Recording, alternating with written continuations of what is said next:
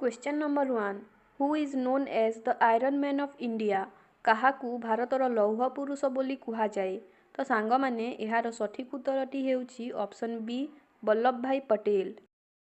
Question number 2 Tata iron and steel company और TISCO was founded in which year Tata iron और steel company केते मसिहारे प्रतिष्ठित हेला तो फ्रेंड्स एहार सठिक उत्तरटी हेउछि option B 1907 Masih.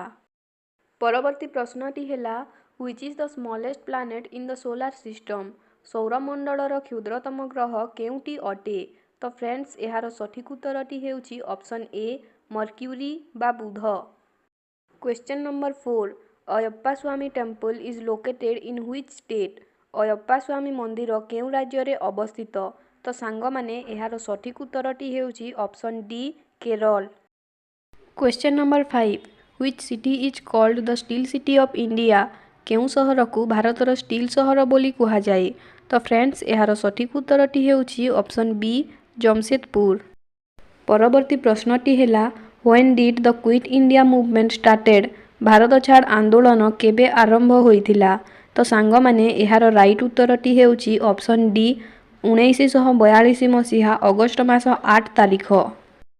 Question number 7 which is the largest producer of wine in the world विश्व रे मदर बृहत्तम उत्पादक किए अटे तो फ्रेंड्स एहार सठिक उत्तरटी हेउछि ऑप्शन बी फ्रांस। 8 नंबर प्रश्नटी हेला which of the following rivers does not fall into the bay of Bengal निम्नलिखित मध्यरु केउ नदी बंगोपसागर रे मिसे नाही तो फ्रेंड्स एहार सठिक उत्तरटी हेउछि ऑप्शन डी नर्मदा नदी। Question number 9 which vitamin is in orange कमला लेंबू रे केउ विटामिन थाए तो सांगमाने एहार राइट उत्तरटी हेउछि ऑप्शन सी विटामिन सी। परवर्ती प्रश्नटी हेला where is the national biological garden of India located भारतर जातीय जैविक उद्यान केउठारे अवस्थित तो सांगमाने एहार राइट उत्तरटी हेउछि ऑप्शन सी नुआ दिल्ली।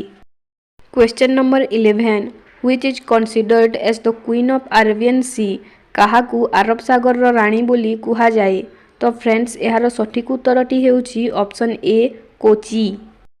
प्रश्न number 12 who gave the slogan Delhi chalo किए दिल्ली चालो स्लोगान देइथिले तो सांगमाने एहार राइट उत्तरटी हेउछि option B Subhash Chandra Bose.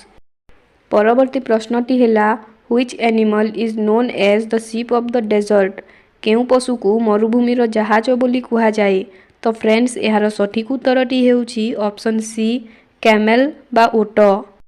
14 number प्रश्नटी हेला which is the smallest ocean in the world पृथ्वीर क्षुद्रतम महासागर केउटी अटे तो फ्रेंड्स एहार सठिक उत्तरटी हेउछि ऑप्शन बी आर्कटिक ओशियन बा आर्कटिक महासागर। Question number 15 who is called the father of modern economics काहाकू आधुनिक अर्थनीतिर जनक बोली कुहाଯାଏ तो सांगमाने एहार राइट उत्तरटी हेउछि option A Adam Smith.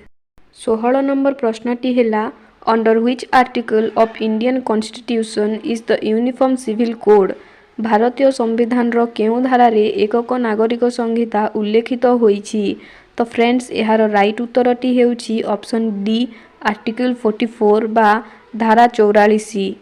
Question number 17 which city is known as Paris of India केउ सहर को भारतर पेरिस बोली कुहाଯାଏ तो फ्रेंड्स एहार सठिक उत्तरटी हेउछि ऑप्शन बी जयपुर। 18 नंबर प्रश्नटी हेला who is the author of the book Indica Indica पुस्तकर रचयिता किए तो सांगमाने एहार राइट उत्तरटी हेउछि ऑप्शन सी मेगास्थीनिस। परवर्ती प्रश्नटी हेला which continent is called the white continent केउ महादेश को धड़ा महादेश बोली कुहाଯାଏ तो फ्रेंड्स एहार राइट उत्तरटी हेउछि ऑप्शन डी अंटार्कटिका। 20 नंबर प्रश्नटी हेला which day is celebrated as world environment day केउ दिन को विश्व परिवेश दिवस भाबे पालन कराଯାଏ तो सांगमाने एहार राइट उत्तरटी हेउछि ऑप्शन ए जून मास 5 तारिख।